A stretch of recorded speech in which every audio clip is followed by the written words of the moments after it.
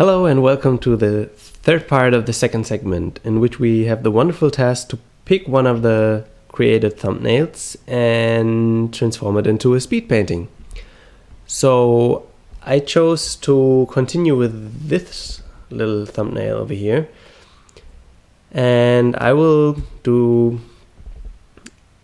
use the same technique I used before, just selecting it, pressing Ctrl J, so I have it on a separate layer, and now with Ctrl T I just transform it and make it into a bigger image. Here we go.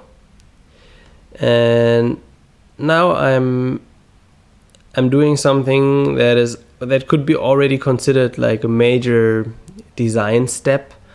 I'm just squashing it to just make it fit into a different format. So because like right now it's always an intuitive process. It's important to remember that right now I feel like it's nice to make it a bit wider. Like it's just a very intuitive decision. And there we go. And make sure if you save now, you save a new document, as we are just working in our reference. And I will save this as my speed painting. There we go. Now I can merge the layers.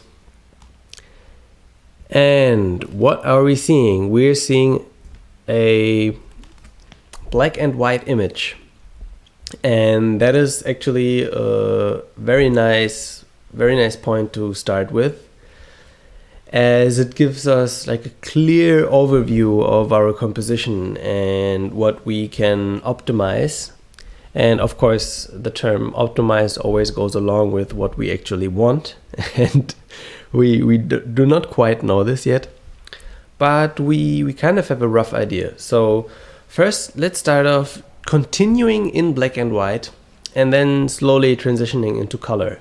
And that for me is, when it comes to speed painting, one of the most efficient ways in quickly communicating something and quickly visualizing an idea you have. It's really starting off with only tones.